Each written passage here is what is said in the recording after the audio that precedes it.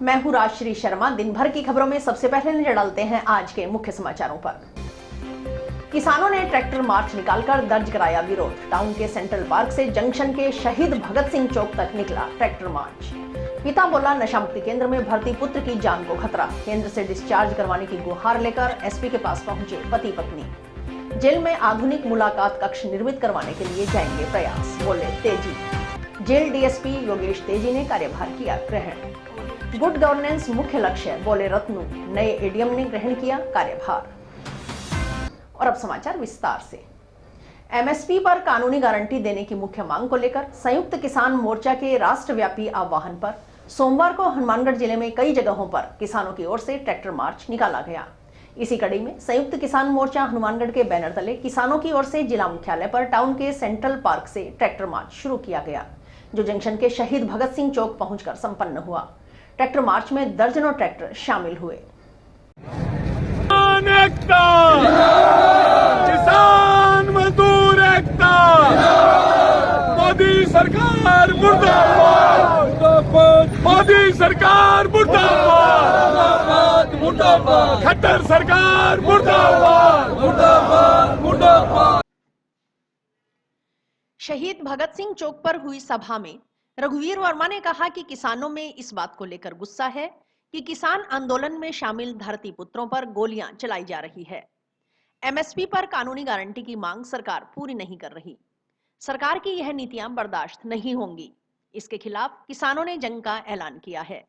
संयुक्त किसान मोर्चा के आह्वान पर यह लड़ाई संघर्ष जारी रहेगा। अगर भाजपा सरकार सोचती है कि लाठीचार्ज, आंसू गैस के गोले छोड़कर आंदोलन को कुचल देंगे तो ये गलतफहमी है। किसान झुकने वाला नहीं है, वह अपनी मांगों को मनवाने के लिए अंतिम सांस तक लड़ेगा। किसानों में इस बात का गुस्सा है कि किस तरह से हमारे किसान साथियों को गोली से मारा जा रहा है और एमएसपी की कोई गारंटी सरकार दे नहीं रही है। इस तरह की सरकार को हम बर्दाश्त नहीं करेंगे। इसके खिलाफ किसानों ने एक जंग का ऐलान किया है और वो लड़ाई, वो संघर्ष के जरिए हमारी जारी रहेगी और संयुक्त किसान मोर्चे का जो भी आह्वान आएगा वो यहाँ लागू रहेंगे, करेंगे। और अगर पुलिस, प्रशासन और भाजपा समझती है कि हमारा राज है और राज के दबाव में आंसू गैस से, पुलिस की गोलियों से, लाठीचार्ज से ये आंदोलन कुचल देंगे, तो ये उनकी गलतफहमी है। ये किसान है जो झुकने वाला नहीं है, ये हिंदुस्तान का मजदूर है जो कभी झुका नहीं है। ये लड़ेगा और अपनी मांगों को लेकर अपनी अंतिम सांस तक संघर्ष करेगा। जीत किसान और मजदूर की होगी। रेशम सिंह मानुका ने कहा कि मोदी सरकार देश का लोकतंत्र खत्म करने पर तुली हुई है। पूर्व में 3 काले कृषि कानूनों के खिलाफ देश का किसान 13 माह तक दिल्ली के बॉर्डरों पर बैठा रहा। उस समय किसानों के साथ सरकार के लिखित समझौते हुए थे, लेकिन आज तक उन समझौतों पर कोई चर्चा या वार्ता नहीं की गई। सरदार ने वादा खिलाफी की है। सरकार की ओर से स्वामीनाथन की सिफारिशों को भी लागू नहीं किया जा रहा। न ही सरकार के वादे के अनुसार किसान कर्ज मुक्त हुआ है। उसी वादा खिलाफी के खिलाफ ट्रैक्टर मार्च निकाला गया है। किसानों की मांग है कि सभी फसलों पर एमएसपी निर्धारित कर गारंटी कानून बनाया जाए। किसानों पर दर्ज मुकदमे वापस लिए जाएं। लक्ष्मीपुर खीरी के दोषी मंत्री को बर्खास्त कर दोषियों पर ठोस कार्रवाई की जाए। देश को डब्ल्यूटीओ से बाहर किया जाए। किसान मोर्चा के आह्वान पर पूरे देश में ट्रैक्टर मार्च निकाला गया, तो उसी क्रम में हनुमानगढ़ में टाउन, जो हमारा सेंट्रल पार्क है, वहां से लेके जंक्शन शहीद आजम सरदार भगत सिंह के चौक तक किसानों ने ट्रैक्टर मार्च निकाला, जिसमें बढ़ चढ़कर किसानों ने भाग लिया। जैसा कि हम सभी जानते हैं कि पीछे 13 महीने किसान बॉर्डरों पे बैठे रहे और उस समय किसानों के साथ सरकार के लिखित जो समझौते हुए थे, आज तक उनमें कोई चर्चा या वार्ता नहीं की गई है। सरकार ने वादा खिलाफी की है। उसी वादा खिलाफी के खिलाफ ट्रैक्टर मार्च निकाले जा रहे हैं। किसानों की मांग है कि एमएसपी पर कानून बनाया जाए, किसानों पे दर्ज केस वापिस लिए जाएं और लखीमपुर के दोषियों को सजा दी जाए। बार बार सरकार द्वारा वादा खिलाफी की जा रही है। 2012-13 से लेकर हमारे देश के जो आप प्रधानमंत्री है, उनकी हम जगह जगह पे भाषण सुन रहे हैं। उनकी सभाओं में उनके द्वारा बोला गया था कि स्वामीनाथन की जो सिफारिश है उनको लागू किया जाएगा। C2 प्लस 50% किसान को मुनाफा दिया जाएगा, किसानों को कर्ज मुक्त किया जाएगा, लेकिन आज तक इस पे कोई चर्चा नहीं की गई। रामेश्वर वर्मा ने कहा कि किसान की फसल व जमीन को बचाने के लिए लड़ाई लड़ी जा रही है। यह हमारी पीढ़ी का सवाल है। उन्होंने कहा कि मोदी सरकार अंबानी अडानी के कहने पर दमनकारी नीति अपना रही है। सारे संसाधन अंबानी और अडानी को सौंपे जा रहे हैं, लेकिन किसान यह बात समझ चुका है, उसके खिलाफ ही यह लड़ाई है। देश के अंदर संयुक्त किसान मोर्चा ने जो आह्वान किया है, देश की फसलों को बचाने के लिए, किसान की जमीन को बचाने के लिए, उसकी ये लड़ाई है। और ये किसान अपनी फसल को और अपनी जमीन दोनों को बचाएगा। ये हमारे आने वाले बच्चों का सवाल है, भविष्य की पीढ़ी का सवाल है। और इसके ऊपर जिस तरह से दमन अडानी और अंबानी के कहने पे किया जा रहा है, सारे देश के संसाधन अडानी और अंबानी को सौंप रहे हैं। किसान इस चीज को समझ चुका है, उसके खिलाफ मिलकर के लड़ाई लड़ेंगे। आज स्थिति है कि हनुमानगढ़ के अंदर 100 जगह से ज्यादा जगह पर रैलियां निकली है। अकेली भादरा के अंदर 37 जगह किसान अपनी रैलियां निकाल रहे हैं। इसी तरह से सिंहपुरा के अंदर, गोलूवाड़ा के अंदर, पीलीबंगा के अंदर, टीबी के अंदर, हनुमानगढ़ जंक्शन, हनुमानगढ़ टाउन, सारी जगह। और अब इसके बाद जो किसान संयुक्त मोर्चा कॉल करेगा, उसमें हनुमानगढ़ और गंगानगर जिले के किसान पूरी तरह से उसमें साथ आएंगे। जिला परिषद सदस्य मनीष गोदारा ने कहा कि जब दिल्ली में किसान की ओर से पैदा की गई फसल, दूध, सब्जियां जा सकती हैं, तो स्वयं किसानों को जाने से सरकार क्यों रोक रही है। जैसा स्वागत मोदी सरकार ने बॉर्डरों पर कीले व बैरिकेड्स लगाकर किया है, उसी तरह का स्वागत चुनाव के प्रचार प्रसार के लिए गांवों में आने वाले भाजपा नेताओं का किया जाएगा। उन्हें गांव में घुसने नहीं दिया जाएगा। बीजेपी सरकार के नुमाइंदों को कहना चाहते हैं कि अगर किसान दिल्ली में नहीं जा सकता, दिल्ली में आप किसान को जाने से रोक रहे हैं। दिल्ली में किसान की फसल जा सकती है, किसान के घर से दूध जा सकता है, किसान की सब्जियां जा सकती है, फिर किसान दिल्ली में क्यों नहीं जा सकता। अगर किसान का जैसा बीजेपी की सरकार और मोदी की सरकार ने जो स्वागत किया, उससे बेहतर स्वागत आने वाले लोकसभा चुनाव में सभी किसान संगठन, व्यापारी, मजदूर सब इकट्ठे होकर बीजेपी वाले नेताओं को गांव में घुसने की, हम घुसने भी नहीं देंगे। इस बात की हम चेतावनी देते हैं बीजेपी के नेताओं की। जब भी आप गांव में आएंगे किसान के पास वोट मांगने के लिए, तो जैसा हमारे किसानों का आपने स्वागत किया है, कीलें लगा के, बैरिकेड्स लगा के, वही उससे बेहतर स्वागत हम आपका करने के लिए गाँव में किसान और मजदूर तैयार बैठा है। जिला कारागृह में सोमवार को पुलिस उप अधीक्षक योगेश तेजी ने कार्यभार ग्रहण कर लिया। कार्यभार ग्रहण करने के बाद मीडिया कर्मियों से बात करते हुए डीएसपी योगेश तेजी ने बताया कि जिला कारागृह में वर्तमान 515 बंदी निरुद्ध है। अधिकतर बंदी एनडीपीएस प्रकरण के हैं, जो जिला कारागृह प्रशासन के लिए चैलेंज भी है। इसके अलावा नशे के आदि बंदी कारागृह में आते रहते हैं। नशा मुक्ति का कार्यक्रम भी कारागृह परिसर में चलाया जा रहा है। नवीनीकरण कर इस कार्य को और गति दी जाएगी। इग्नू सेंटर खुलवाने के लिए प्रयास करेंगे ताकि पढ़ने के इच्छुक बंदी पढ़कर समाज की मुख्य धारा में शामिल हो सके। नवाचार कर कारागृह स्टाफ में भी जोश भरा जाएगा। डीएसपी तेजी ने बताया कि बंदियों के मुलाकात कक्ष में मुलाकात की वर्तमान व्यवस्था माकूल नहीं है। आधुनिक मुलाकात कक्ष का निर्माण कार्य जल्द से जल्द पूर्ण करवाने का प्रयास रहेगा। तेजी ने बताया कि विधिक सेवा भी बंदियों का अधिकार है। आर्थिक रूप से कमजोर बंदी का अगर कोई वकील नहीं है तो उसे वकील उपलब्ध करवाने के अलावा जुर्माने के अभाव में कारागृह में निरुद्ध बंदी को छुड़वाने का प्रयास किया जाएगा। इसके अलावा राजस्थान कौशल विकास के माध्यम से भी जिला कारागृह में बंदियों के लिए कार्यक्रम आयोजित करवाया जाएगा, ताकि कारागृह से छूटने के बाद बंदी स्वरोजगार प्राप्त कर सके, अपराध की दुनिया से दूर रहकर अपने परिवार का लालन पालन कर सके। डीएसपी तेजी ने बताया कि वर्तमान में कारागृह में योगा क्लासेस चल रही है। बंदियों को तनाव से मुक्त करने के लिए आगामी दिनों में मेडिटेशन और योगा को बढ़ाया जाएगा।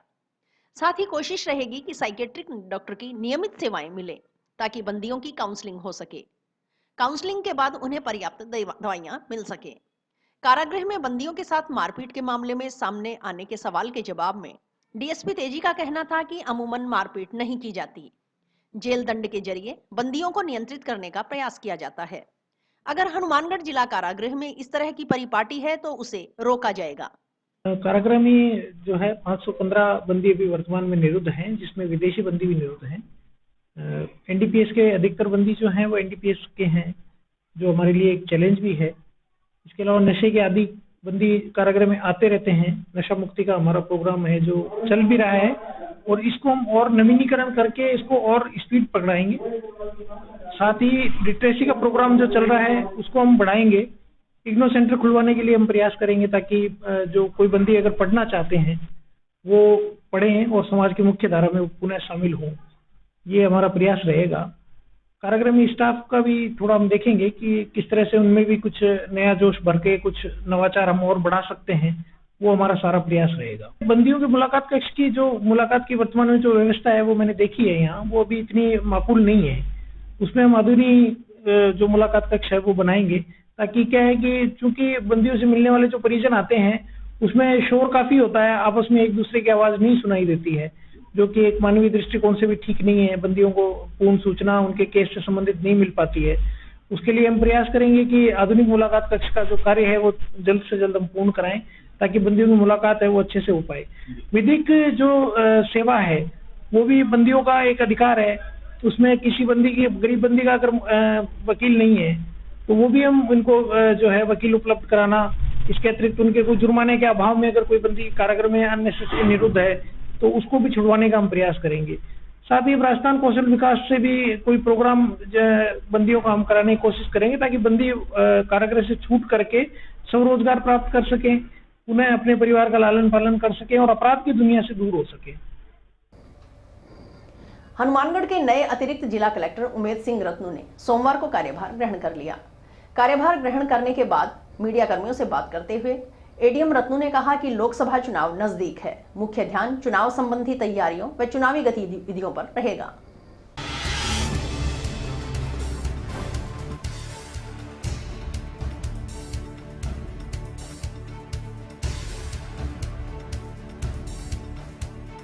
ने यहाँ पर कार्यभार ग्रहण किया है और जैसा कि आपको ध्यान है कि लोकसभा चुनाव बहुत नजदीक है, तो जो मुख्य फोकस है वो चुनाव संबंधी जो तैयारियां हैं, चुनाव की गतिविधियां हैं, उस पर रहेगा। और जब तक आचार संहिता नहीं लग जाती तब तक जो अन्य विभागीय कार्य हैं उनको टाइम पे कंप्लीट करवाने का जो विभागीय समन्वय का कार्य है वो भी मुख्यतः रहेगा। साथ ही जो गुड गवर्नेंस का कॉन्सेप्ट है उसके तहत जो कार्यालयों का निरीक्षण है, सभी ऑफिस समय पाए अपना काम पूर्ण करें, उसकी जो मॉनिटरिंग है वो भी प्रभावी तरीके से की जाएगी। सुशासन, गुड गवर्नेंस मुख्य लक्ष्य है।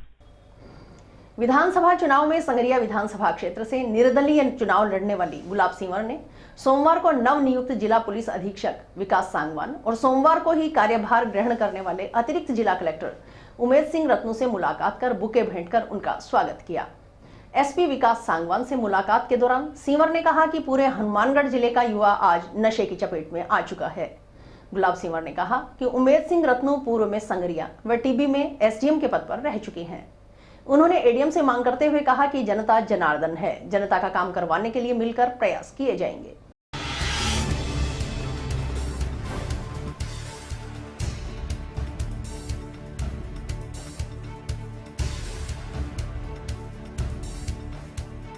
पहले एसपी साहब से मिल के आए हैं, क्योंकि उन्होंने अभी अभी नवयुक्त एसपी साहब हमारे यहाँ पद ग्रहण किया है।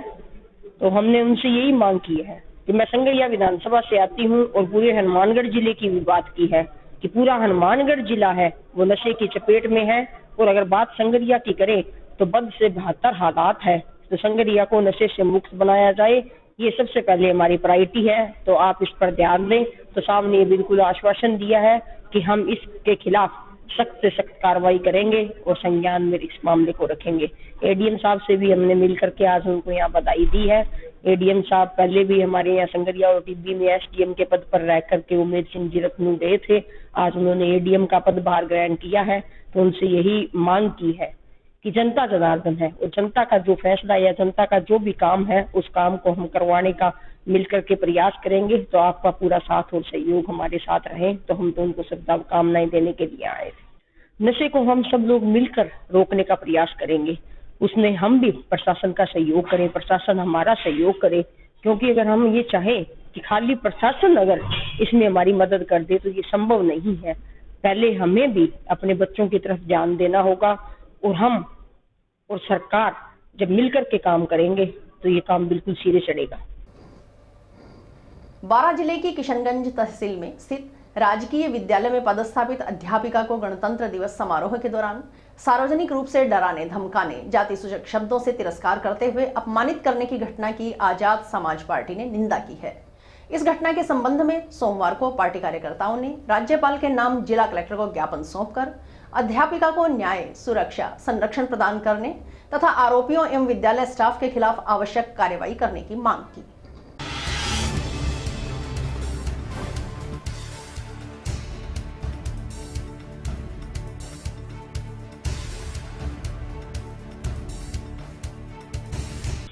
आज हम कलेक्टर साहब के मार्फत जो है राज्यपाल को ज्ञापन देने के लिए है। ये जो मामला है 12 जिले का है, जो कि 26 जनवरी को आयोजन था और उससे में जो टीचर है उस टीचर ने जो है सावित्रीबाई फुले का फोटो रख दिया था और गांव के कुछ असामाजिक तत्व आए और वो कहने लगे कि सरस्वती का आपने फोटो क्यों नहीं लगा।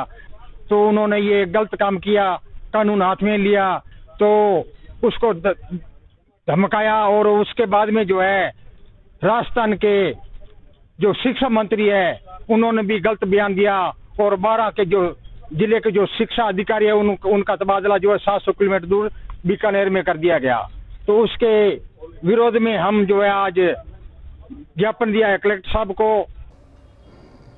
गांव मुंडा के ग्रामीणों ने गांव के राजकीय आयुर्वेद औषधालय प्रांगण में लगे शीशम के विशाल पेड़ों को औषधालय प्रभारी की ओर से कटवाकर खुर्द-बुर्द करने का आरोप लगाते हुए सोमवार को इसकी शिकायत एडीएम से की।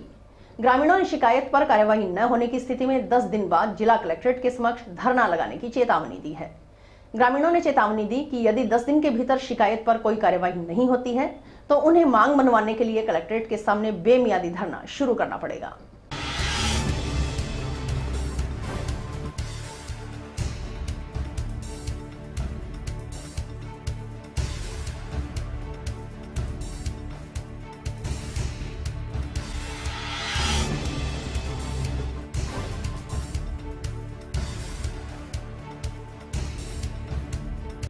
ये प्रकरण है जी औषधालय गांव मुंडा से।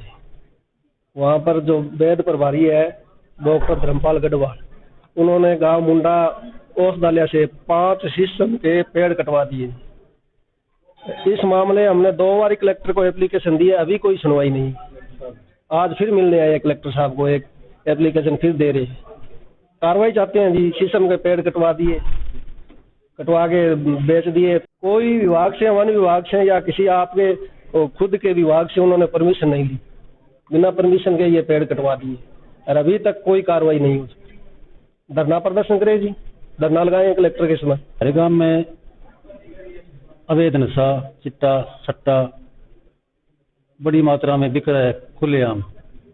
स्थानीय शेरगढ़ चौकी टाउन थाना के नीचे आती है। शेरगढ़ चौकी प्रभारी कोई कार्रवाई नहीं करते, नाम मात्र की पकड़ कर ले जाते हैं और छोड़ देते हैं, वो भी उनसे मिले हुए हैं। तो हम यही चाहते हैं कि सट्टा और चिट्टा नशे के ऊपर रोक लगे और युवा जो है उसको बचाया जाए। पिछले 1.5 साल के अंदर 5-6 युवा लड़के नशे के कारण नाड़ के अंदर सुई लगी हुई और मौत हो गई। तो बुरा हाल है हमारे क्षेत्र का। पंजाब के श्री मुक्तसर जिला निवासी दंपत्ति ने सोमवार को जिला पुलिस अधीक्षक से मुलाकात कर उनके बेटे को नशा मुक्ति केंद्र से मुक्त करवाने की गुहार लगाई। रोशनलाल निवासी मलोट जिला श्री मुक्तसर पंजाब ने बताया कि उसका पुत्र साजन नशा करने का आदी हो गया था। साजन को भी यह बात महसूस होने लगी कि नशा बुरी आदत व लत है, वह भी नशा छोड़ना चाहता है। पता मैंने दस्या कहते कि आए ਇੱਥੇ ਕਿਉਂ ਲੈ ਕੇ ਆਏ ਤੈਨੂੰ? ਨਸ਼ਾ ਛਡਾਉਣ ਵਾਸਤੇ। ਕੌਣ ਛੱਡ ਕੇ ਗਏ ਇੱਥੇ? ਡੈਡੀ ਲੈ ਕੇ ਆਏ ਸੀਗੇ ਜੀ। ਮੈਂ ਇਹਨਾਂ ਨੂੰ ਕਿਹਾ ਸੀਗਾ ਵੀ ਮੈਂ ਨਸ਼ਾ ਛੱਡਣਾ ਚਾਹੁੰਦਾਗਾ ਤੇ ਮੈਨੂੰ ਸੈਂਟਰ 'ਚ ਭੇਜ ਦਿਓ ਜੀ। ਮੈਂ ਕਿਹਾ ਸੀਗਾ ਖੁਦ ਹੀ। ਅੱਛਾ ਕਿਹਾ ਸੀ? ਹਾਂਜੀ। ਤੂੰ ਬਹੁਤ ਸਮਝਦਾਰ ਬੰਦਾ ਹੈ ਫਿਰ। ਕਿਉਂਕਿ ਮੈਂ ਆਪ ਹੀ ਛੱਡਣਾ ਚਾਹੁੰਦਾ ਸੀਗਾ ਜੀ ਨਸ਼ਾ।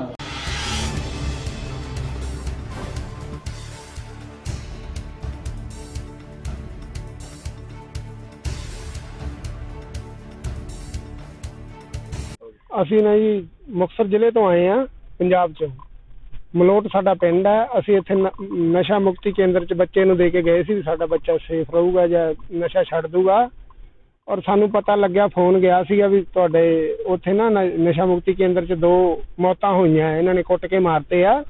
ਜਦੋਂ ਸਾਨੂੰ ਇਹਨਾਂ ਗੱਲਾਂ ਦਾ ਪਤਾ ਲੱਗਿਆ, ਉਸ ਤੋਂ ਬਾਅਦ ਅਸੀਂ ਉੱਥੋਂ ਆ ਗਏ ਇੱਥੇ। ਤੇ ਕੱਲ ਇਹਨਾਂ ਦੇ ਗਏ ਸੀਗੇ ਨਸ਼ਾ ਮੁਕਤੀ ਕੇਂਦਰ ਦੇ ਵਿੱਚ।